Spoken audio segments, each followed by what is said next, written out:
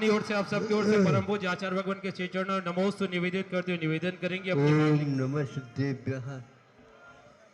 ओम नमः सिद्धेभ्यः। ओम नमः सिद्धेभ्यः। अहिंसा परमो धर्म की, आचार्य गुरुवर श्री कुंद कुंद भगवान की, आचार्य गुरुवर श्री ज्ञान सागर मुनि महाराज की,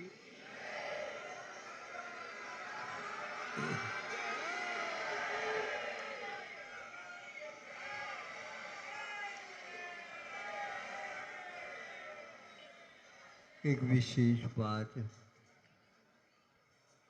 जब तीर्थंकरों का इतना अध्यय रहता है,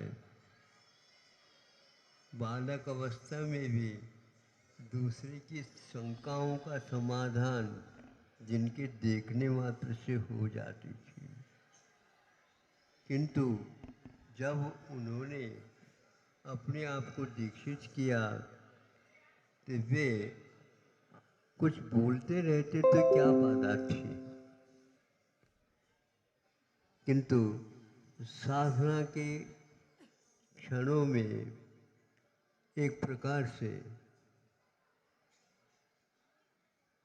साधना करने वाला संकल्प पूर्वक, बुद्धि पूर्वक, उत्साह के साथ लेता है, किंतु फिर भी मनोवचन काय की चेष्टाओं में बारीकी के साथ कमियां रहती हैं।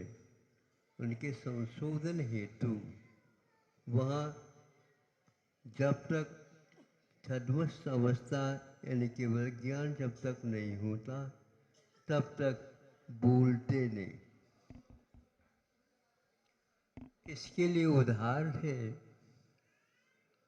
बोलने में स्खलन संभव है छद्मस्त होने के कारण। उसमें शुभ के स्थान पर अशुभ भी हो सकता है। अशुभ ही हमेशा हो ऐसा कहीं भी नहीं होता, किंतु शुभ में स्खलन होता है, अशुभ में स्खलन नहीं होता। इसलिए उन्होंने दृढ़तापूर्वक निर्दोष रूप से छद्मस्त अवस्था में नहीं बोलने का मौन व्रत रखा है।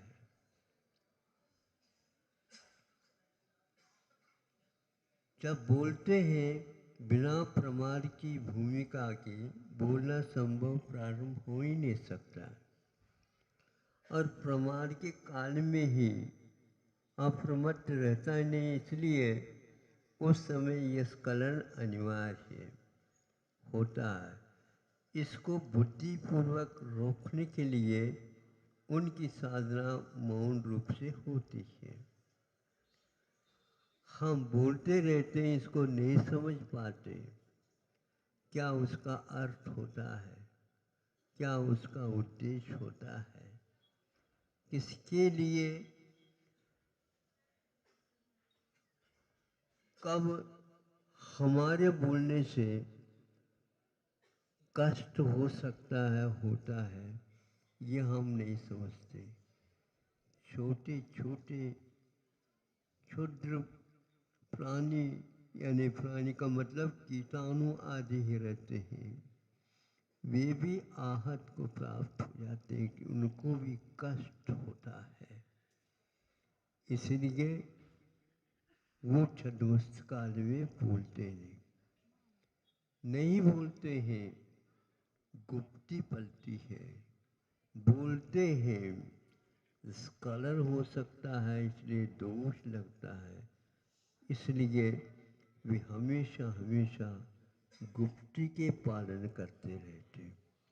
गुप्ती भी हमेशा नहीं रह पाती है, किंतु संयम पूर्वक वो समितियों का मतलब बोलने का त्याग होने के कारण उससे भी बच जाते हैं और उनकी विशुद्धि होती चली जाती है।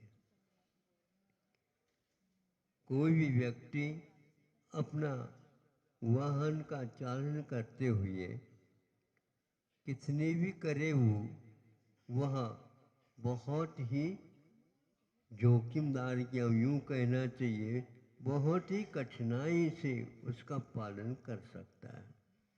ऐसा नहीं कि आराम के साथ चले जाओ।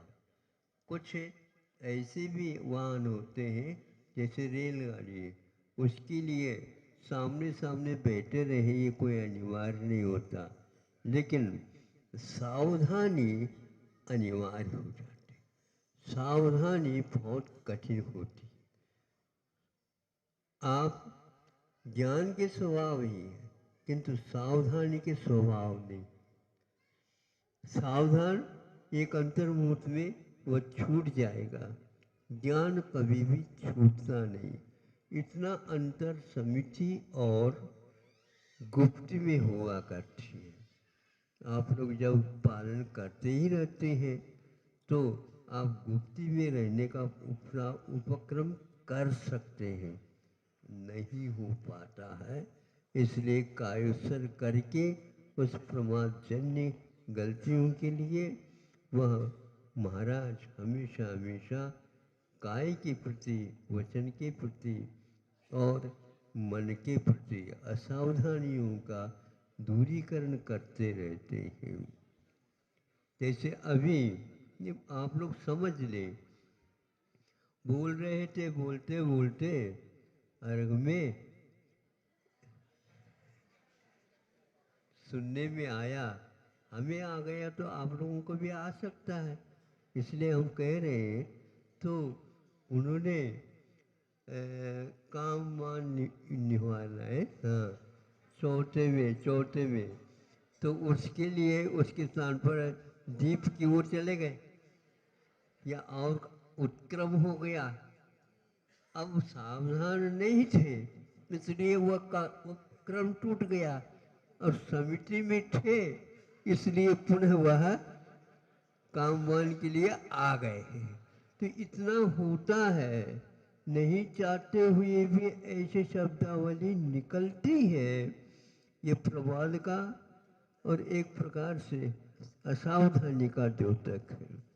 गुप्ती में सावधानी और समिति में सामान्य रूप से अप्रमत्ता का द्योतक है। तीर्थंकर कहते हैं हमें इस प्रकार बोलना आवश्यक नहीं। किसी को भी उन्होंने उपदेश नहीं दिया, लेकिन हम लोगों के लिए उपदेश देने के लिए कहा है। अब हम समझ में नहीं आता, स्वयं तो उपदेश देना बंद कर दे छद्मस्त अवस्था में, तो हम लोगों के लिए धर्मोपदेश रखा है, क्योंकि उनका ये कर्तव्य था। श्रावक सामान्य रूप से इन लोगों के संपर्क में रहेंगे तो अवश्य लाभान्वित होंगे और उनसे ये भी कुछ लाभान्वित होंगे। मोक्ष मार्ग इस प्रकार श्रावक और श्रमण इन दोनों के बीच में संबंध रखता हुआ, जैसे बैलगाड़ियों दो चाक से चलते हैं वैसे चलता है, ऐसे आगम में कहा गया है। इसलिए आप लोगों को भी सावधानी रखना चाहिए और श्रमण लोग साधु संत भी रखते हैं, रखना चाहिए।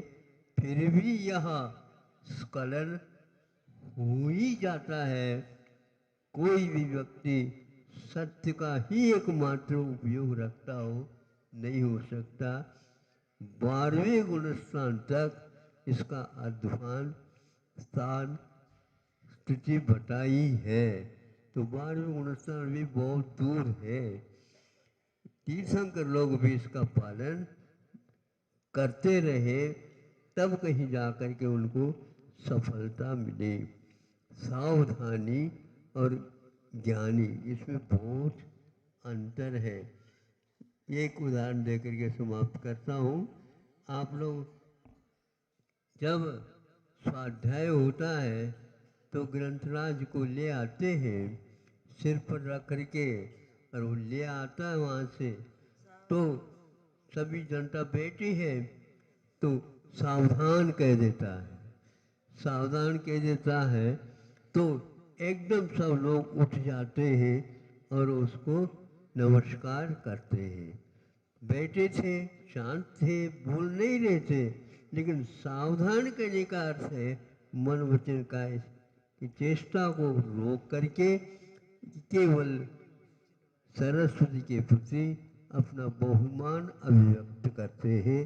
इस प्रकार आप लोग बार बार पुरुषार्थ करिए, तब कहीं जा कर के अपने उपयोग या मनोवचन काय की चेष्टा को शुभ रूप दे सकते हैं। अन्यथा मोक्ष मार्ग ऐसे असावधानी के साथ इधर खा भी पी भी रहे हैं, आत्मा शुद्ध है, ये सब मालूम है। अहिंसा परमो धर्म की